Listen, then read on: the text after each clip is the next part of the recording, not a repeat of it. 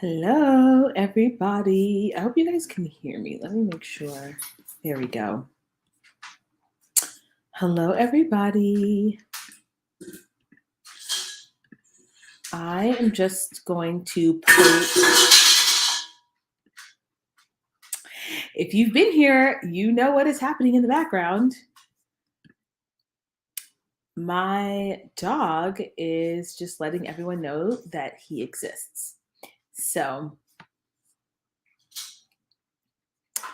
I'm going to go ahead and post the Confident Woman course in the chat because this is where this training is going to live. So I'm going to leave this up for about a week, and then I'm going to throw it in my confidence course, which is already complete. So I'll throw that in there, and then we'll get started. I'm going to give people a minute or two to come in.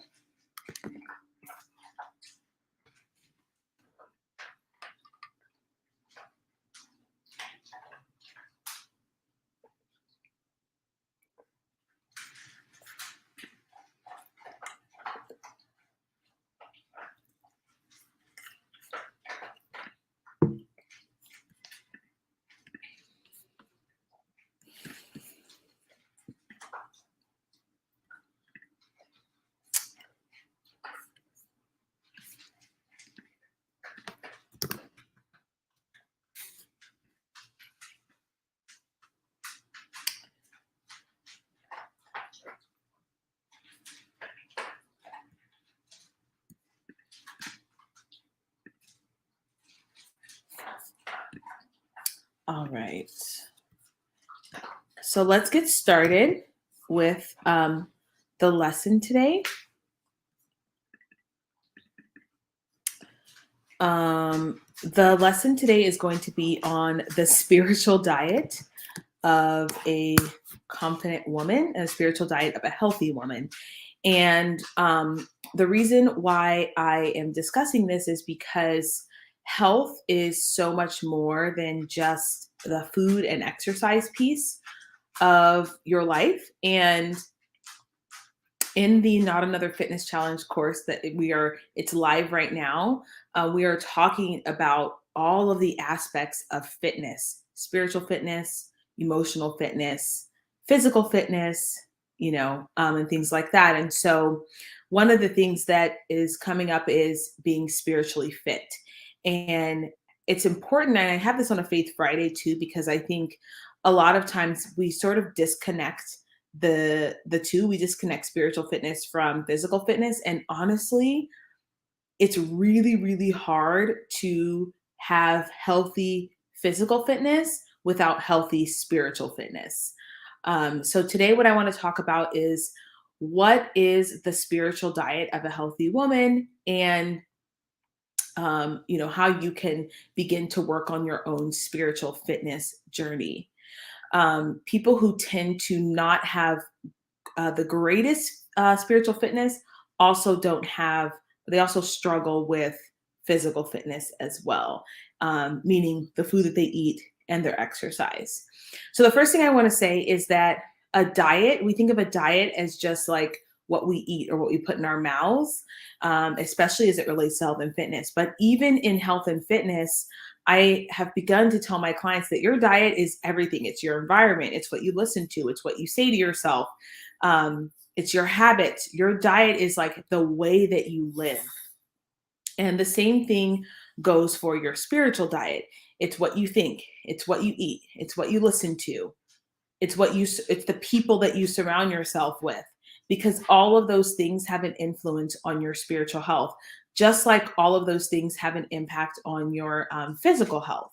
And we've talked about before how when you begin to get healthy, people start to fall off because they're no longer you no longer have some of those things in common that you had before, because a lot of times we are friends with people based on maybe some unhealthy habits.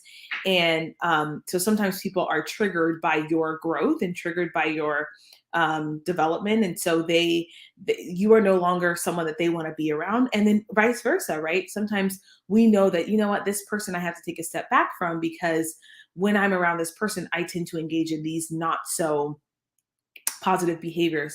And what I think is interesting is, in the spiritual sense, we always talk about how iron sharpens iron. And so we want to surround ourselves with people who, are believers, and people who, help us to grow stronger and closer to God. But sometimes we don't,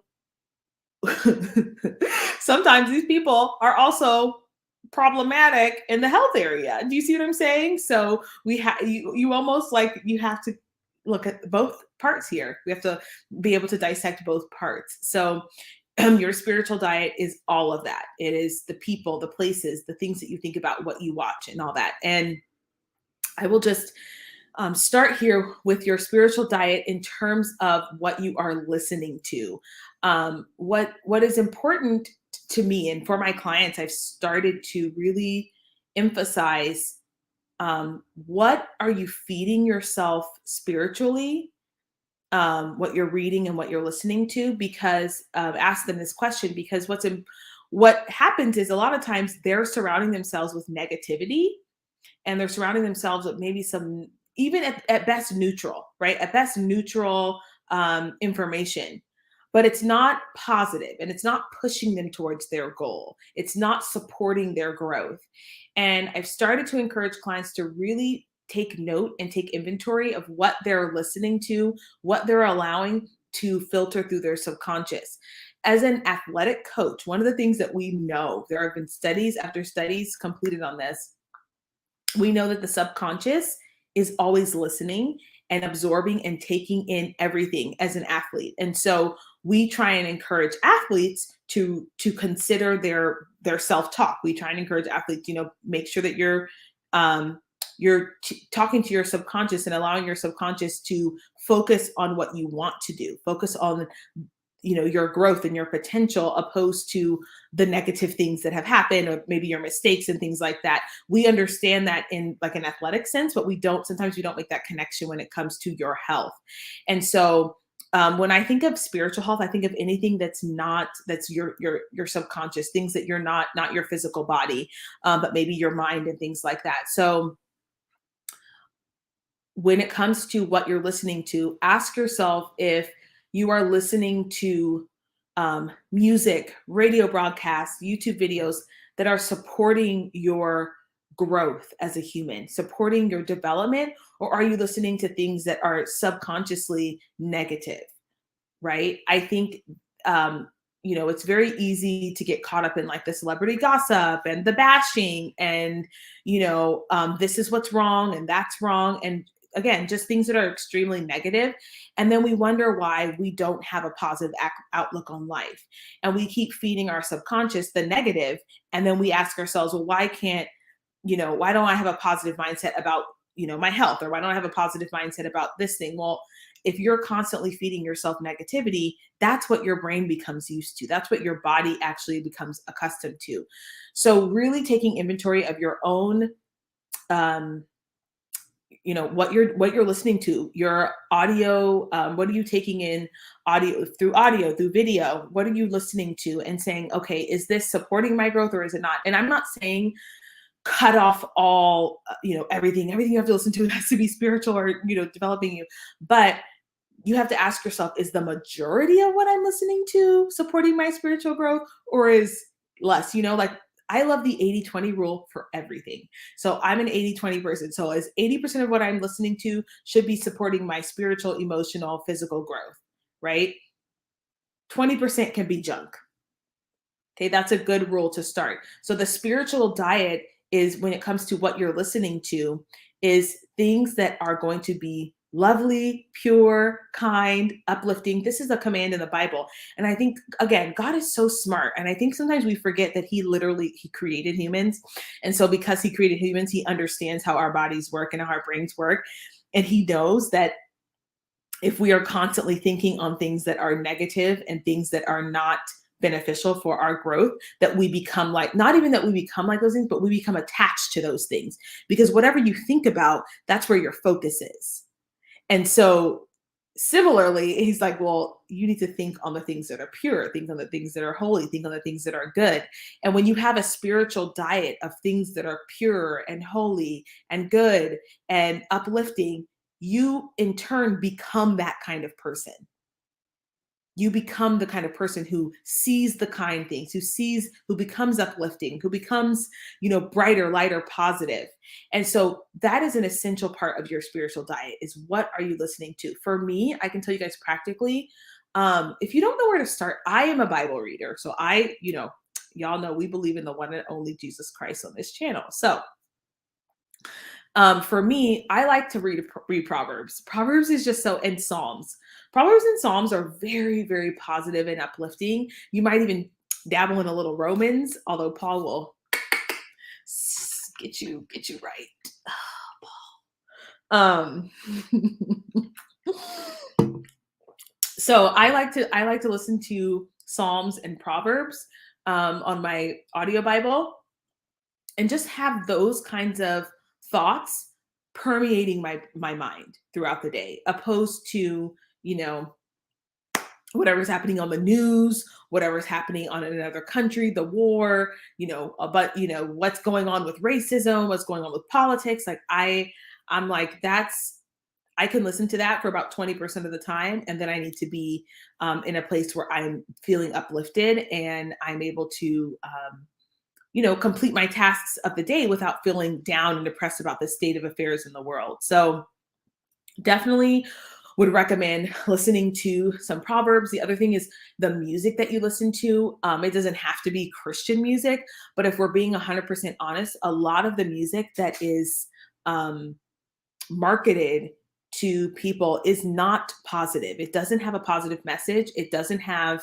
a productive message even, right? So what you listen to permeates your subconscious even faster than like what you're reading. Like music is extremely powerful, and we know this. And so listening to music that is like, I'm a bad, like, that's part of your spiritual diet. And so is that supporting the kind of woman that you want to be? That's the question we have to ask. I got a big, and I'm so big, and I love, like, I don't know. That's for me. For me in my house, that's not the kind of representation that I want to have. That's not the kind of belief system that I want to hold. And so I'm going to try and avoid that as part of my spiritual diet. So think listening to music that is at best neutral, or listening to music that is positive and uplifting and has a good message and is contributing to your spiritual growth. That is part of your spiritual diet as well, is the music that you listen to. Now, your environment. I talked a little bit about this earlier, but the people, when I think of your spiritual environment, I think about the people who you are connected to spiritually. And as I said before, some of these people are very, very strong spiritually, but they're not strong healthfully. And you have to ask yourself, not that you need to cut these people off, right? But you have to ask yourself, what is going on there? Like there's something missing. Because spiritually healthy people are able to process emotions. They're able to process thoughts, feelings, ideas, stress, and they're able to release that to the Lord, and then it doesn't tend to show up in their bodies. I know that's controversial, but it's just a fact. It's just a fact. Your spiritual health and your emotional health are very interconnected. And when I started my stress and emotional eating course, I talked about this, how a lot of us have really strong relationships with the Lord in like 80% of the areas in our lives. But when it comes to food and exercise and our emotions, we still haven't released that to him. We still haven't given that to him. And so we're holding on to it as if it's, you know, it's like our one little baby that we still want to control, that we still can't quite give up. And a lot of that is related to the trauma in our lives. We know that obesity is a trauma response. We know that when people have struggles with food and exercise, that is a trauma response, because the most healthy thing you can do is move your body and nourish your body well. But if you have a lot of trauma, it's hard for you to do that. So part of trauma, releasing trauma, is also giving some of that, giving that trauma up to God and really processing through that with your therapist, with your coach, and just learning to move through that trauma so that you can act as you are now and not as your childhood, the person that you were in your childhood that experienced that trauma. So really asking yourself, surround yourself with people, are these people spiritually healthy in all the ways that I want to be spiritually healthy? And if I'm being 100% honest with you guys, I have friends in different categories. So like, I have friends who, they're not believers, but they're really, really good health friends, like they're fitness friends, right? Like we have the same values when it comes to health and fitness. And then I have friends who are just like my former teacher friends, and we talk about business and things like that, right? So friends are in different categories, and that doesn't mean just because we don't have the same values when it comes to health and fitness doesn't mean that we can't be friends. It just means that those are not the people that I'm going to be going to and hanging out with when it comes to that, to my spiritual and physical health, right? And then I have my friends who are spiritually and physically healthy, and we have the same mindset, we have the same goals, we have the same thoughts, and we think of health and fitness in the same way, we think of our spirituality in the same way. And those are the people that I also need to spend time with. So the thing is not only spend time with people who are just like you, but it's like, make sure that you have people in your life that are going to be uplifting and positive and push you in a direction that is honoring God and that are supporting you, right? Because sometimes we have friends in the church, let's just talk about it, who don't really want us to do well. They're not really supportive and pushing us. And so even though they look on the outside as if they're someone who's like spiritual and they love the Lord and all that, but then when it comes down to it, they're not positive, they're not encouraging. They're just negative people who still have their own issues, who are projecting that on you. Not the kind of folks I'm personally going to be spending a lot of time with. They're not good for my spiritual health, and they're not good for my emotional health, right?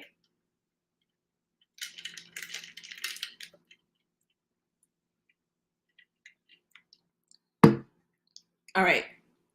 So now I want to talk about shame.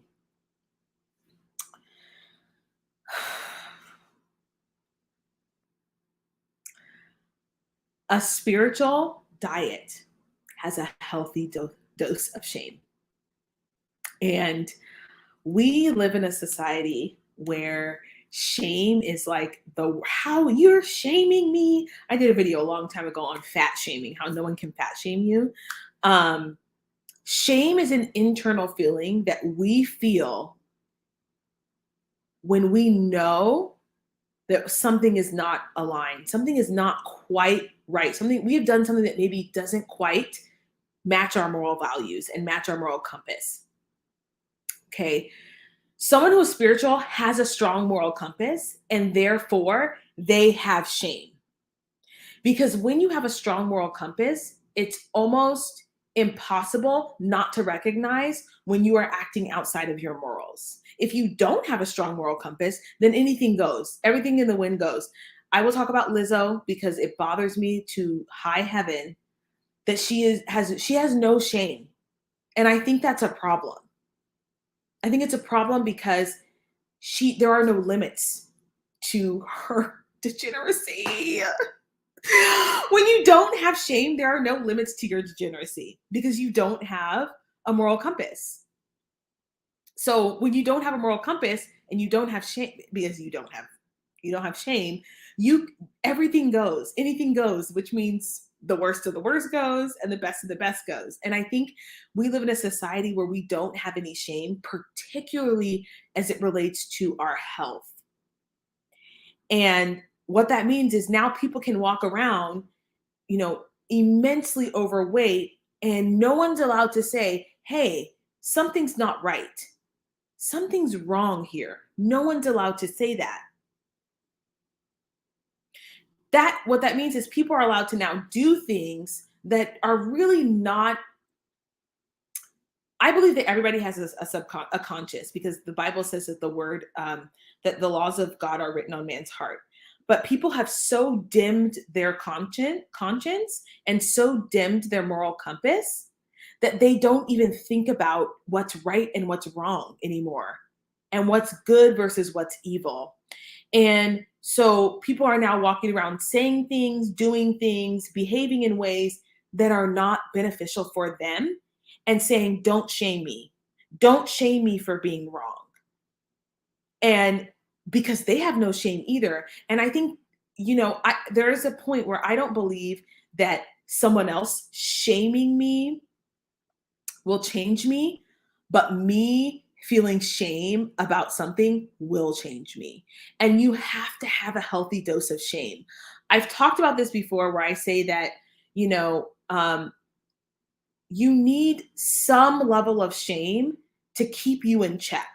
Now, what's not beneficial is just berating yourself and talking about how bad you are and all that stuff. Healthy shame says, girl, you are out of alignment with what you're supposed to do. Fix it. That's what real healthy shame says.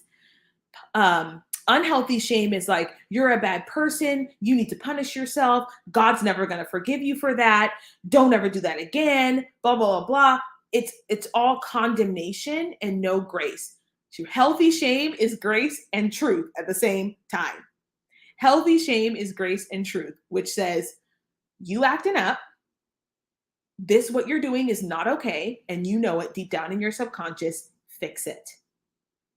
Fix it. Get yourself in line. Healthy shame. We need more healthy shame. And when you have your spiritual diet, you want to be spiritually healthy, have a healthy dose of shame. Be okay with that. We have people walking around looking, unkempt and unhealthy and unwell, and no one's allowed to say anything. Oh, you're shaming them if you tell them that they should be, taking care of themselves. They should be, making sure that their health is, that they're taking care of their health. You can't say anything if you're telling them, hey, you're on the verge of a heart attack right now with the way that you're living. You're too sedentary. No, you're not allowed to say that. But that's an essential part of spiritual growth. That's an essential part of your spiritual health, is not even other people saying that, but you being able to check yourself. And I really don't want to talk about self-love, but we're going to go there.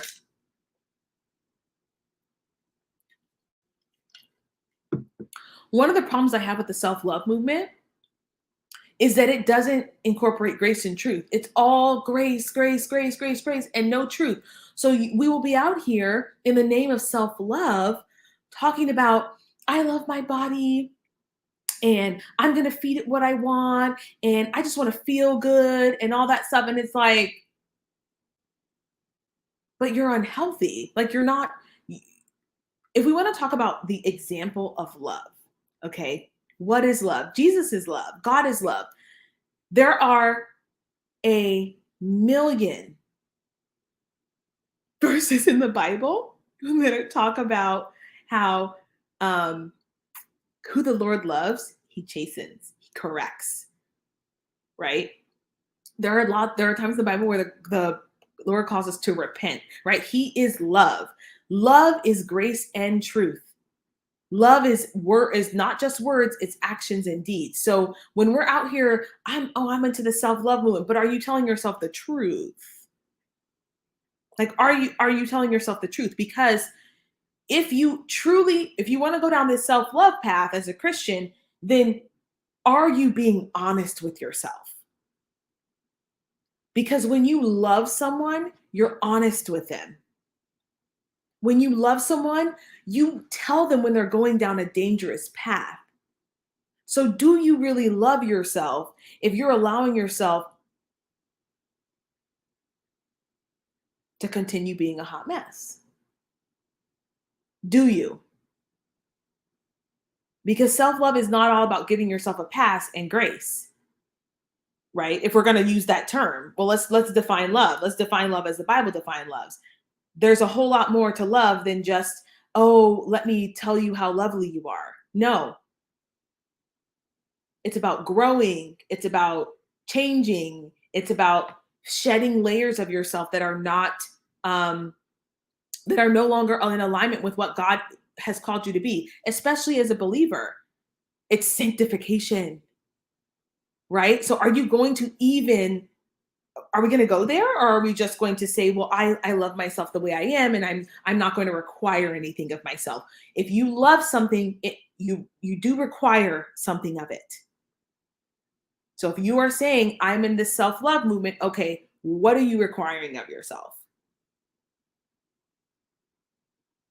And how are you demonstrating that? Right? So we want to be mindful of, if we're using the term self-love, if we're saying that we want to be spiritually healthy, what are we doing to support our spiritual health? What are we eating? What are we thinking about? Eating spiritually means, like, what are you reading? What are you intaking? Um, what are you listening to? Where are you going? What places are you going that are supporting your spiritual growth, right? If you're clubbing every weekend, I'm sorry, but that's not part of your spiritual development. It's not. There's nothing godly is happening right there. Um, and having a healthy dose of shame. Have a healthy dose of shame so that you are on the straight and narrow, that you're doing things in your life, you're taking action in your life that is aligned with what God has called you to do. You have to have a healthy dose of shame, because you should be able to go, shouldn't have done that. That's shame. Shouldn't have done that. That's one of the signs of, like, a spiritually mature person too, is being able to go, I was wrong. And I'm going to be honest with you guys. I'm still working on that, and I will be working on that to the day I die. But what has changed my life and has changed my spiritual growth is all of the things I've just talked about. Asking myself, okay, this self-love movement sounds cute, but what does that actually mean? What do I require of myself? Do I have a healthy dose of shame? What am I listening to? Because I love me some Law and Order. I love me some Dateline. But, like, is that what I should be, like, consuming my day with? Or should I be consuming my day with things that are positive, things that are true, things that are right? This is stuff that I still have to work on, right? But part of being a healthy person in general is watching what comes into your life spiritually. Because health is more than just what I put in my mouth and how much I exercise, if we really want to be healthy. And one thing that I say in my confidence course is that my apartment alarm goes off. Oh my gosh, I'm gonna end this slide, you guys, because it's too loud. It scared me so much. Okay, you guys, if you want to get the confidence course, I've linked it. Bye.